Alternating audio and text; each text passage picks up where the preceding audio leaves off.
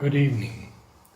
Today is the 31st day of October 2016, and we are here for the explorations in Savitri.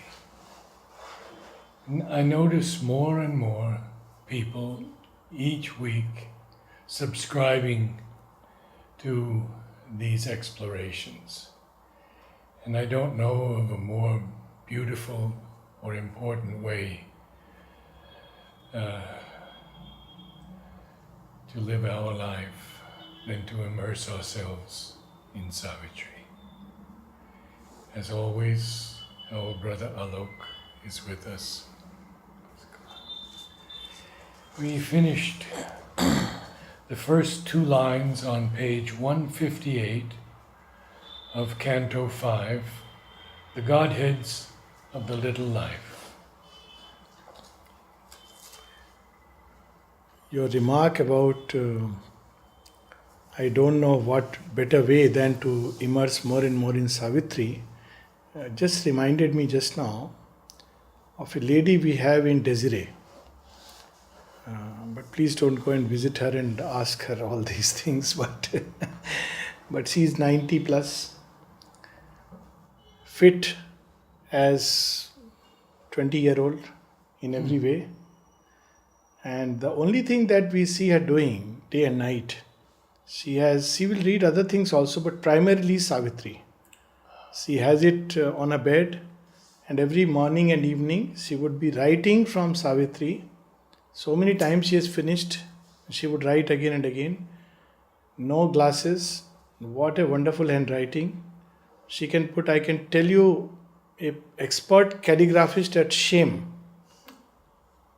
And she is writing it with running hand. I'm sure Dr. Mandeep and few others will vouchsafe for it. And such beautiful as if it's printed letters, running hand. That's the only thing she does. And the other day she made an observation. She said, at least for this life, I want to just read Sri Aurobindo. And I say, it's a good agenda, but don't you see the effects? That at 91, 92, she is so fit, like, just unimaginable. And she doesn't actually associate her fitness to Savitri. I mean, she just is fit.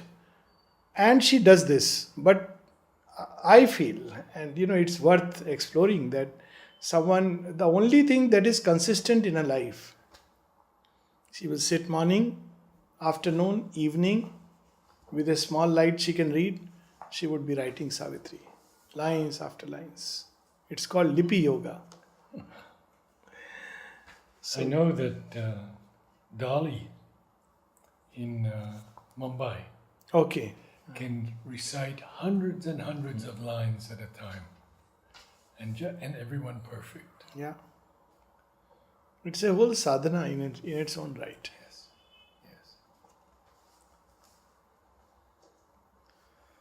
So, we read up till the miracle, which we don't even regard as a miracle.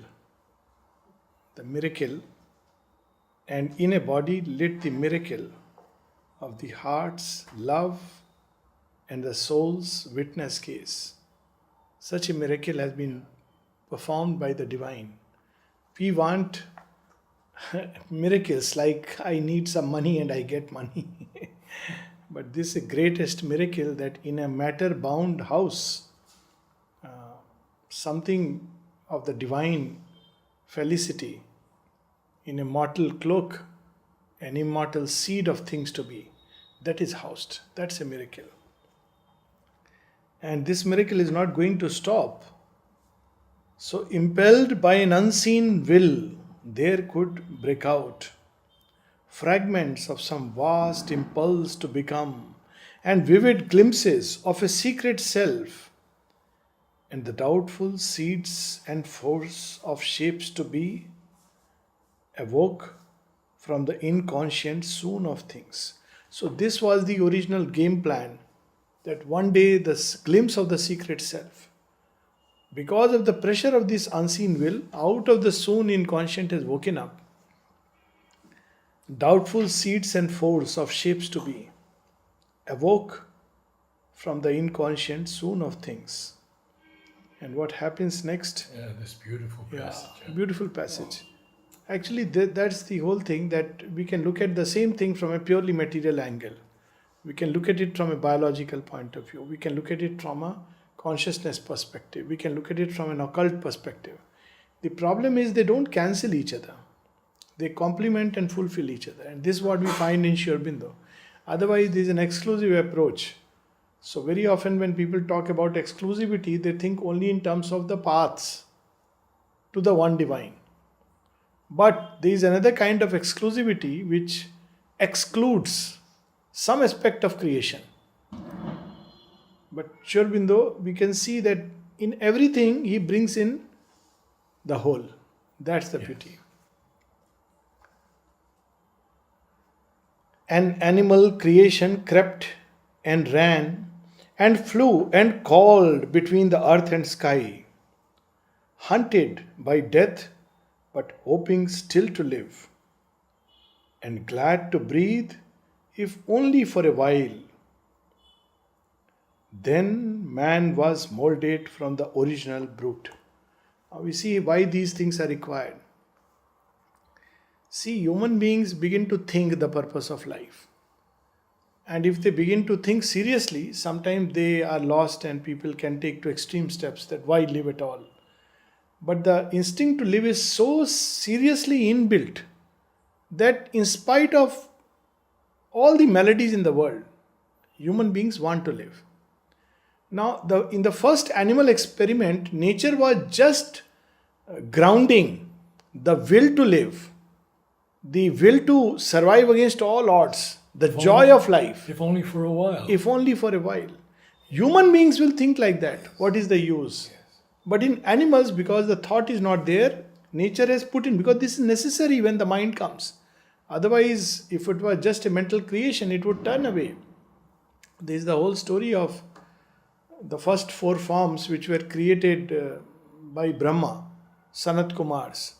And they were asked to create. They just turned away and went back. They said, no, we don't want to create. It's too much of a hassle, too much of a problem. So, first there is a grounding through the animal consciousness. It grounds the life force solidly onto the earth. Then the mind develops. And this actually is easy to understand. If you see, let's say, from the first time the Wright brothers took the flight, it was just a few 100 meters and a little bit height. But that was the precursor of the space age. Now you could not have started straight away sending rockets into space. So nature first lays the ground, the foundation, and then it brings the other things. So this is how it proceeds. And we cannot bypass it. What we can do is accelerate it. We can avoid the complexities, but we cannot bypass. Like mental evolution, we cannot bypass. We have to go past it. A thinking mind had come to lift life's moods, the keen-edged tool of a nature, mixed and vague, an intelligence half witness, half machine. How beautifully Sri Aurobindo described. This capacity comes with the awakening of the mind. Ability to separate, look at oneself, and then probably apply something like a self-corrective. As far as we know, of course we know very little, or rather science knows very little.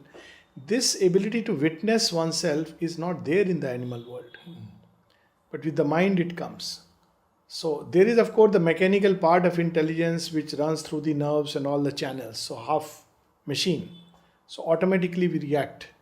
But there is the other part of the intelligence which can look at things and decide and change course and take an alternate course. And the typical example is, as one psychologist has said, that every night when we go to sleep, there are 3 fellows sleeping on the same pillow. The dinosaur, the monkey, and the human being. So the dinosaur, when we have a fight with the neighbors, the dinosaur comes out. Most of the time it's the monkey running from here and there. This is mechanical intelligence. But time to time, the human being peeps. And this is the unique thing about human intelligence, that it can separate itself from itself and look at itself. And Savitri, much later on, stood a little Yes, outside of herself. yes. This is a great capacity. In yoga, it is the first step. Sri Aurobindo reminds us in synthesis, the first step to learn to practice to be a witness, to separate oneself from oneself, one's activities, one's thoughts, impulses, feelings. And this comes with mind. It's a great boon. We don't realize it. Of course, it's a pain also because we begin to question ourselves. Otherwise, we would be like tigers and apes. This seeming driver of her wheel of works, mission to motive and record her drift and fix its law on her inconstant powers. This master spring of a delicate enginery aspired to enlighten its user and refine, lifting to a vision of the indwelling power, the absorbed mechanic's crude initiative. So, nowadays we have these cars which the auto driving cars. I mean, they have been there for a while. You can't drive them on Indian roads. I don't know how successful they will be. I don't think even on Indian highways you can drive them. But you just sit behind the wheel and put everything. It just goes. Radhakrishnan, no, he had once taken me in that car in Houston, and it's interesting. It navigates itself. It has a set speed. It'll slow down if there is something. It'll give you an alarm. So all this is there. Now, something similar happens with the human being, that he thinks he is the driver. Well, he is the driver, but he is not the owner. He's just driving someone, and that he forgets. So this driver records all the things, drifts, this, that, but the owner, the master, knows the way. So he doesn't need to bother. So he simply tells the driver, take me to so and so place. He knows all the routes. So driver may ask him, sir, which route? Take me through the shorter route. That's it. After that, he is sleeping peacefully, or like nowadays on the smartphone, gracefully. But the driver now knows. He records, he drifts, he looks here and there, because this is job. The driver makes a mistake if he thinks he's the owner of the master of the car. So here Sri Aurobindo reminds us. And then lifting to a vision of the indwelling power, aspired to enlighten its user and refine, lifting to a vision of the indwelling power, the absorbed mechanic's crude initiative. He raised his eyes, heaven light mirrored a face. So a time comes when the human mind develops to a point where it turns upward, looks, feels a presence within, a face, a form from far beatitudes. Yeah, mirrored a face. Mirrored a face, the human intelligence. So a time comes, mirrored a face, the back seat.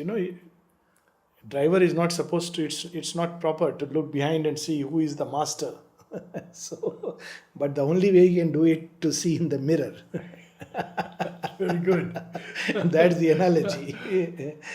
Back seat. Yes, he can't turn, it's not proper. So we have the mind, a time comes when it begins to see. Amazed at the works wrought in her mystic sleep. Now you see something very interesting comes. She looked upon the world that she had made. Nature through mind. Mind is also part of nature. But what nature is doing is that by creating the mind, it creates for itself a possibility of looking at itself.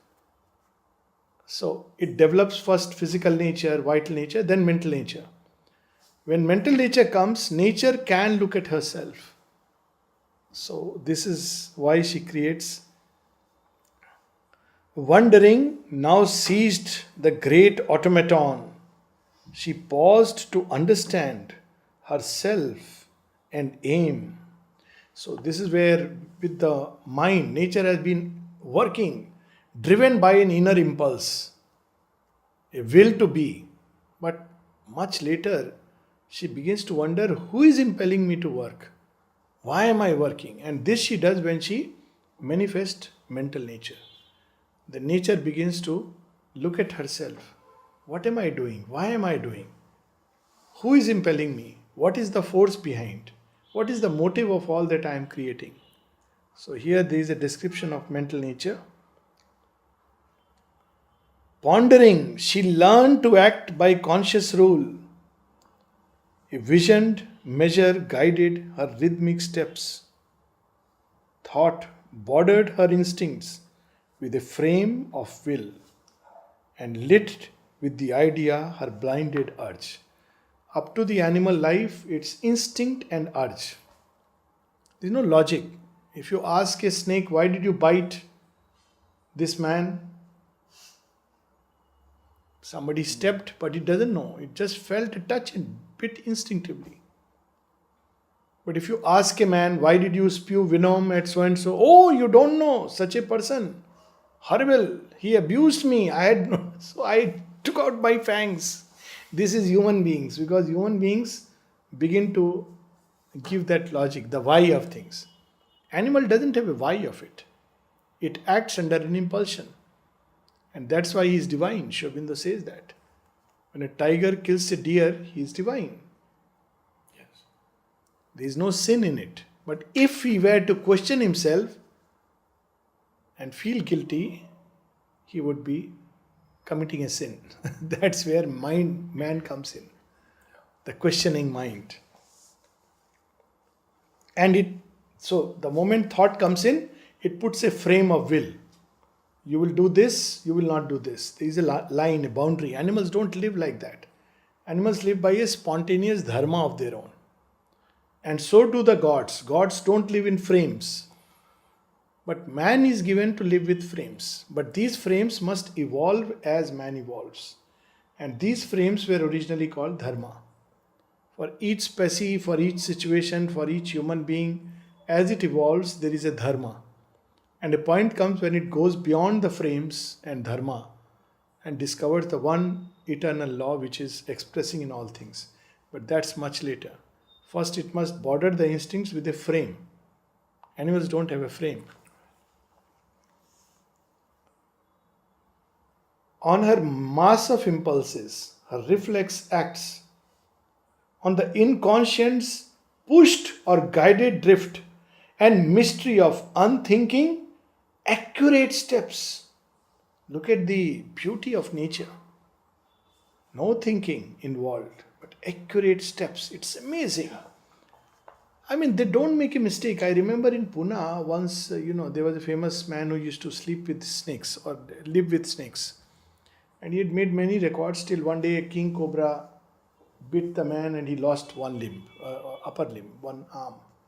So when I had went to see him in his office, so he was not there, but sure enough, the king cobra was there inside a glass cage.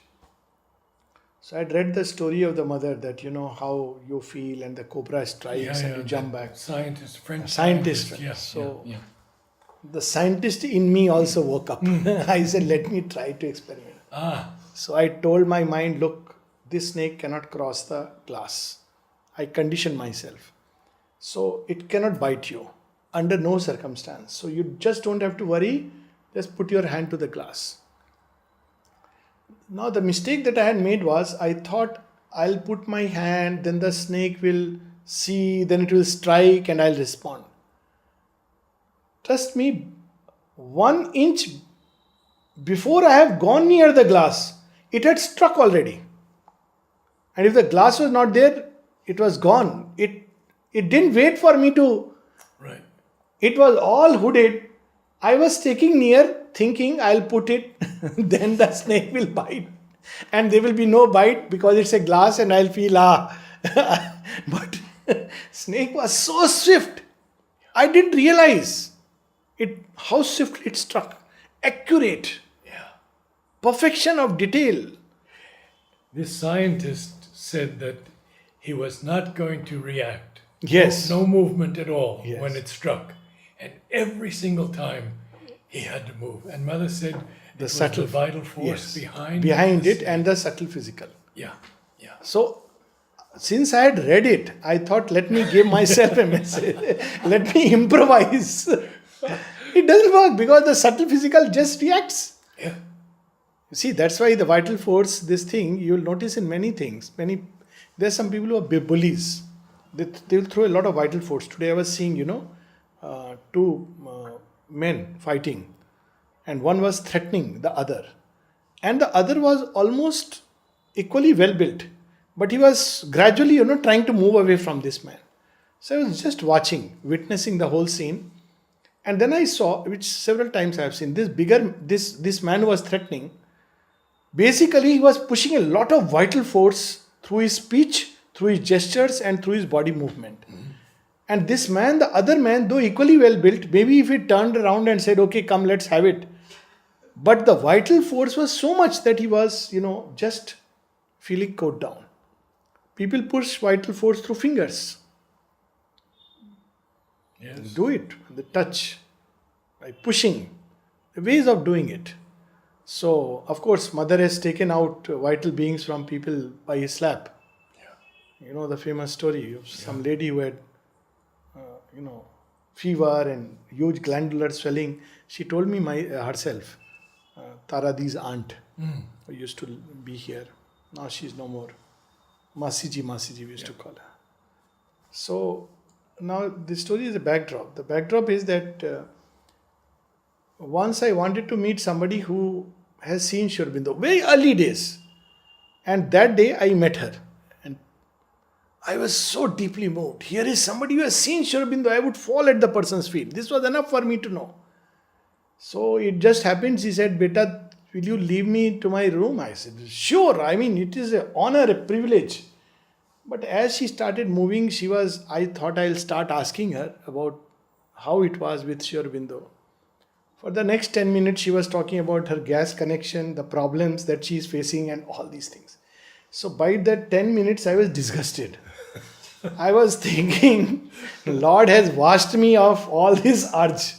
But this was one side of the truth. Much later, the same lady, I had developed this feeling, Mother has brought them out of her infinite love, but she, this kind of... And all this happened initially when I came here, and it was an eye-opener for me. The first incidence was much before I came here.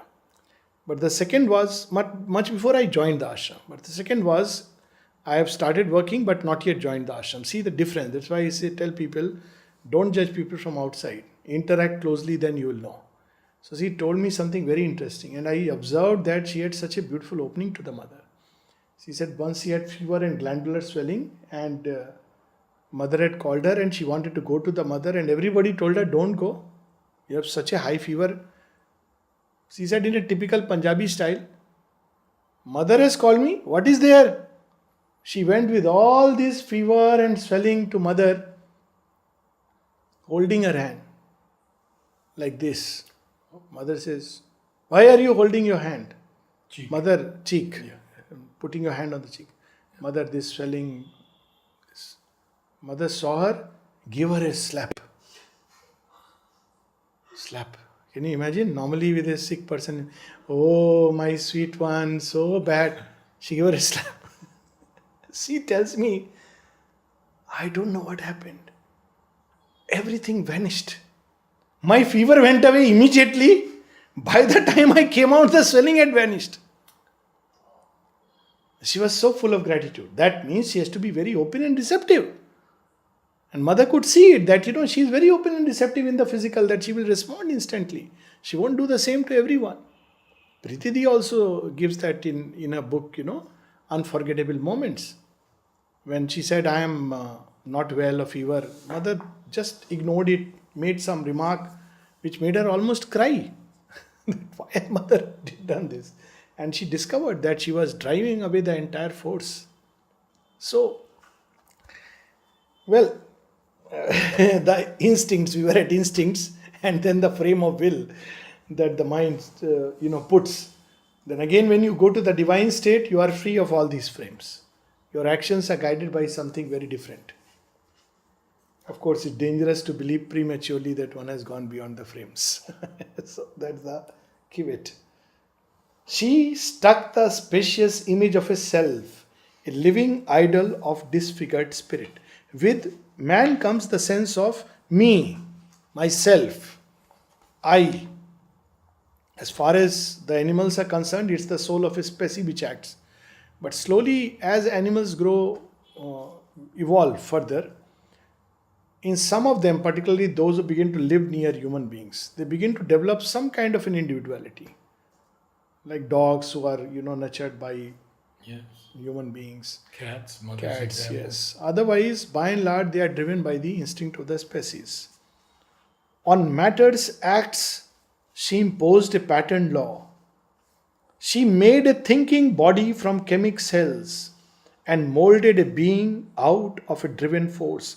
This is how mind acts. So when mind acted upon matter, you see, when mind is not there, just living matter in animal world, early animal experiment, plant world and the animal world, it's all instinct and reaction.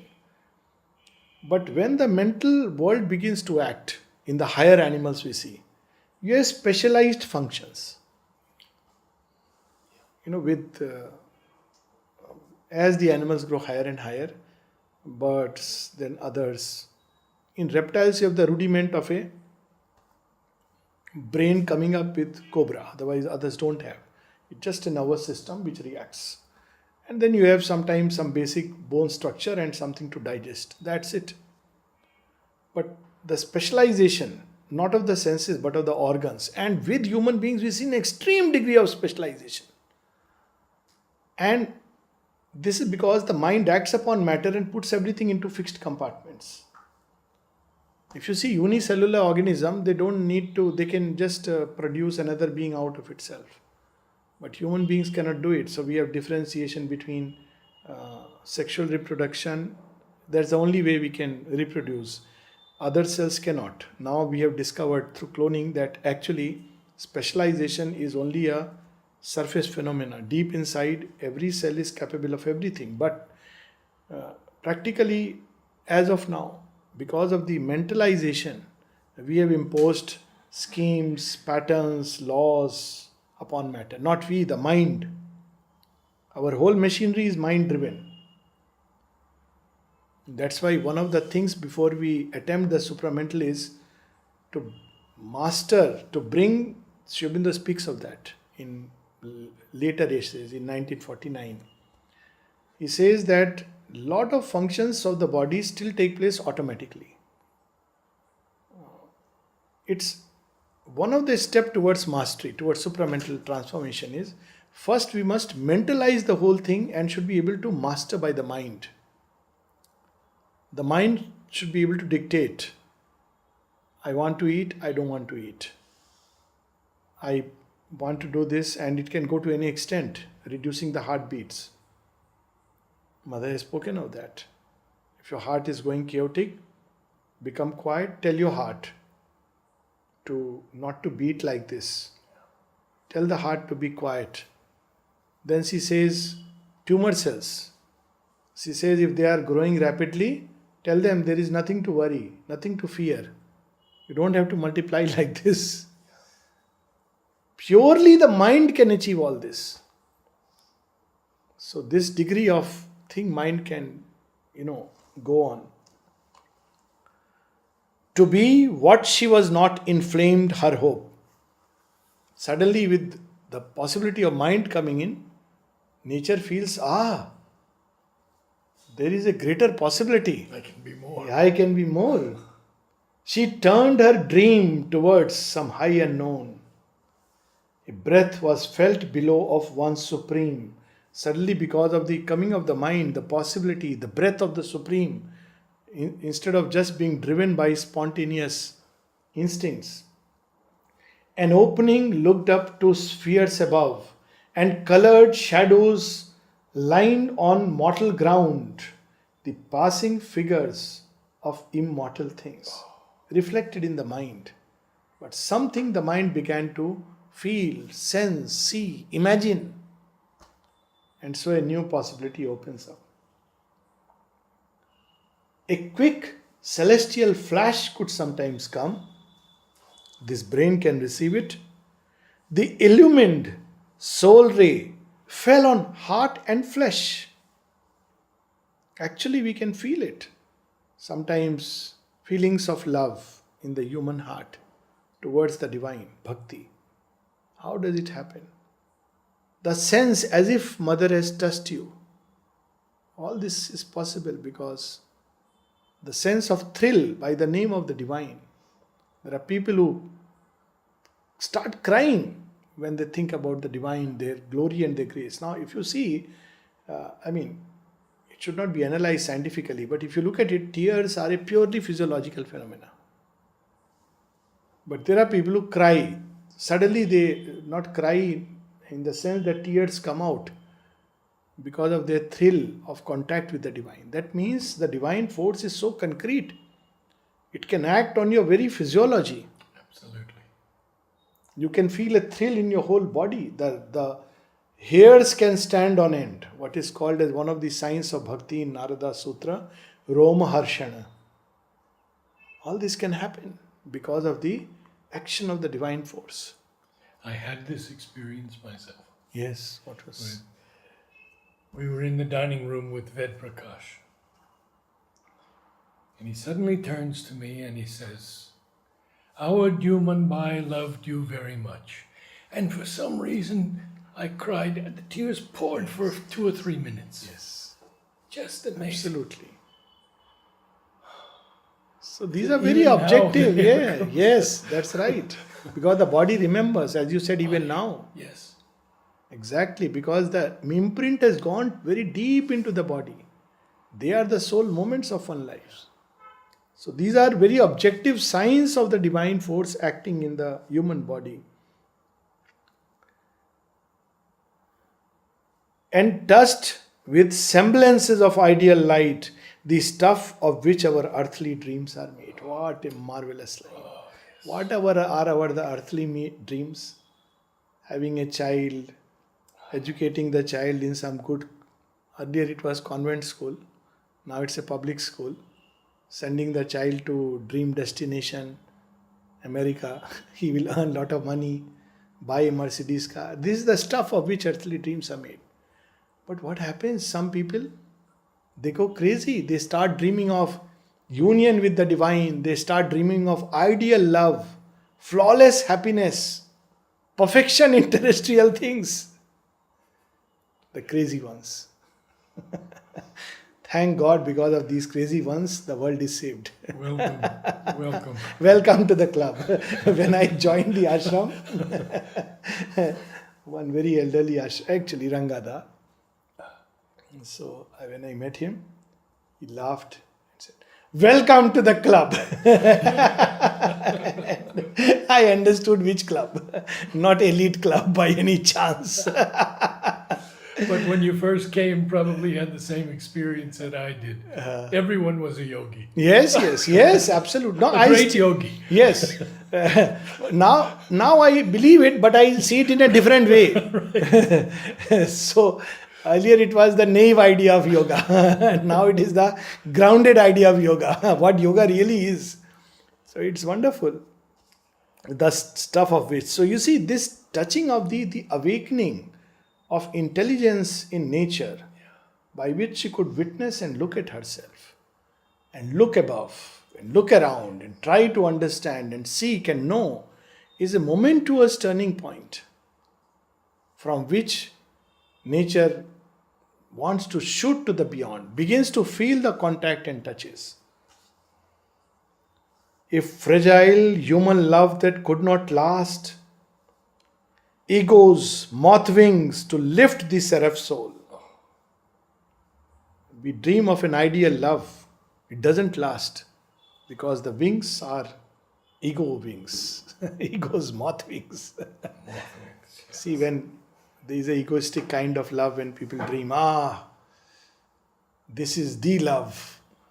But the moment, that's why, old time there was a joke most Indian movies, they ended with marriage. Two beings loved each other, but the moment they got married, they wouldn't show beyond it because it'll turn into a tragedy.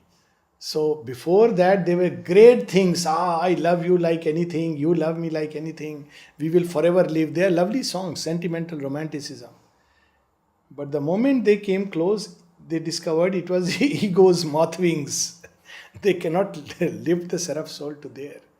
The dream is true, but the matter is not ready.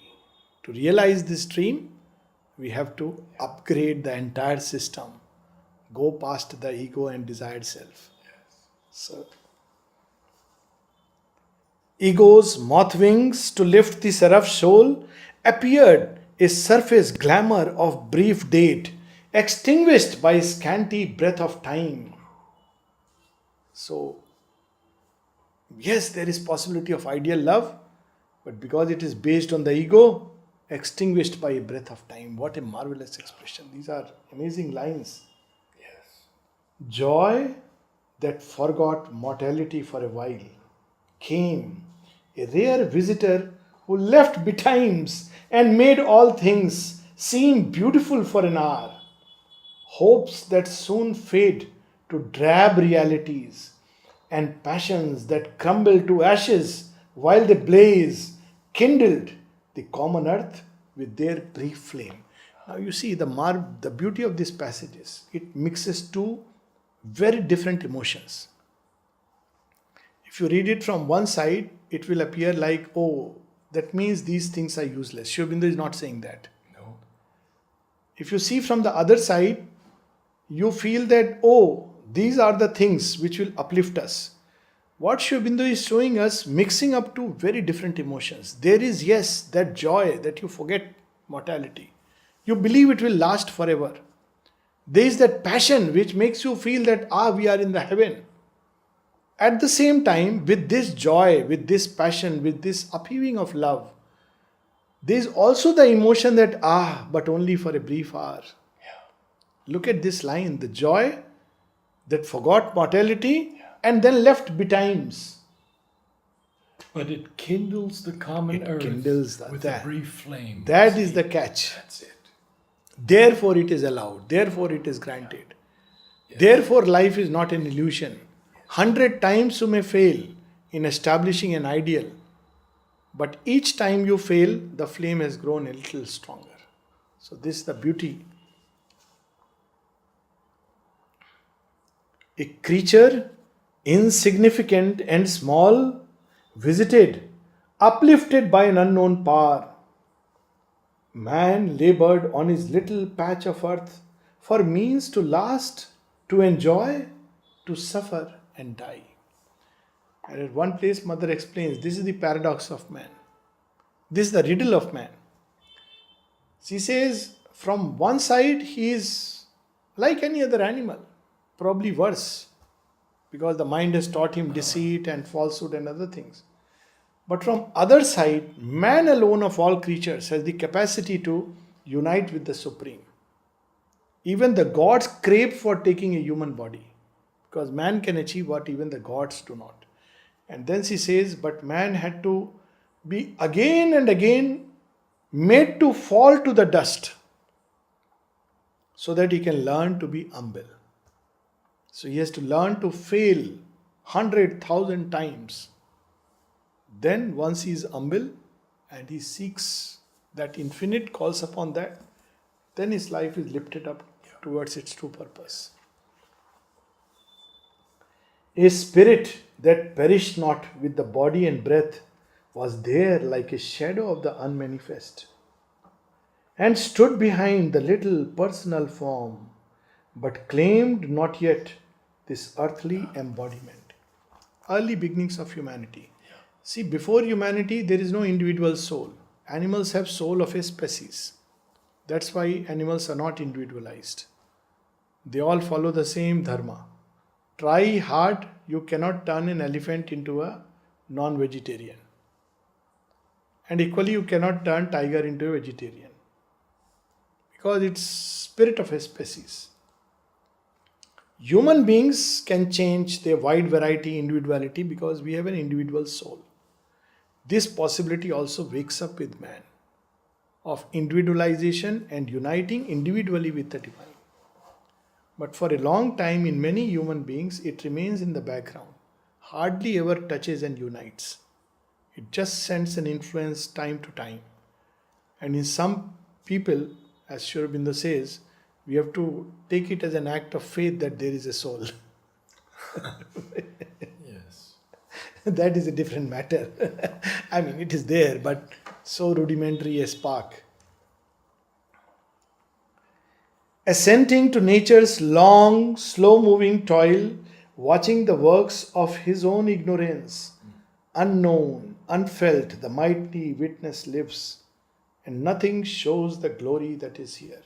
So, this soul understands that nature moves through a long passage. See, one sign of the psychic emergence, at least of the close contact, that you learn to trust in the divine, the impatience, the restlessness that goes away. You see how nature is moving, and you know that evolution is going to be, and you aspire and you put all your effort, but you are not impatient about it. You consent, it doesn't bother once the psychic has emerged that I must, if I die, what will happen? You know that you have come several times and you will come. Evolution is going to be. There is a very nice couplet by Maulana Rum, the famous mystic. He says, why should I be afraid of dying? I died a stone and became a leaf. I died a leaf and became a bird. I died a bird and became a monkey. I died a monkey, became a man. Why should I be afraid of dying? This is the typical soul vision, Yes. which he describes that it knows, assenting, it assents to nature's long process. But they have to go together.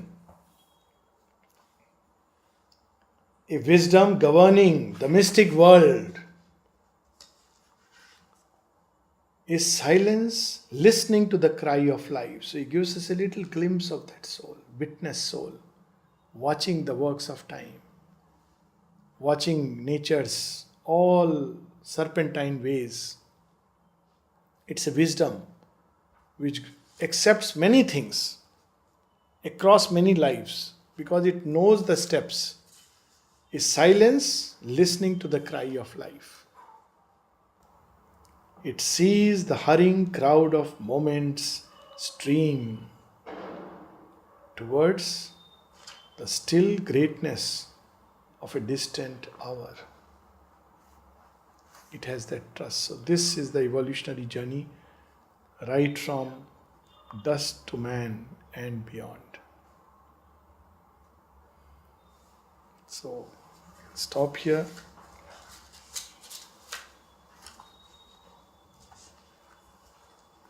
So we'll see again and again Sri Aurobindo will approach the same thing but from still again another angle. Another angle. That makes it so complete. To help us To help us. to grasp it. Yes. Also because to have the complete truth. Truth is like that. When I read this, I wonder what kind of vision Sri Aurobindo and the mother would be having when they looked at things. How they would be looking simultaneously all these things together. Mother says there is no language which can express the supramental vision. Because it simultaneously sees all things. But the mind has to express step by step. Now here he is expressing as step by step. In the supramental state you are simultaneously seeing. So once someone asked Dr. Manilal, Sir, how does, when you have realized the Brahman, how do you see? Sri Aurobindo says, see whom? He says, someone like me. He says, I see Brahman becoming Manilal. I am coming. And then you have that poem, whether she is a spirit, a woman or a cat. Yeah. This is the mystery I am wondering at. Simultaneous vision where you see the past, the present and the future. And then we go to 1972, 1973 agenda and Mother. opens it all. Yes. My goodness. Yeah, absolutely. The whole, there's no more mind. Mother has no more mind. She's so far above that, and she's watching the body and the Yes, cells. yes. Each cell, Yes. she takes it out, offers it, divinizes it, puts it back into its place. Each cell. Billions and trillions of cells. We can't even imagine. It's just unconceivable. But then, what is even more unconceivable and what gives us hope is that with all that consciousness, they chose to become human, move like us, play with us, talk to us in our language, reply to all our nonsensical queries patiently. This is love. The Holocaust of the Supreme. This is love.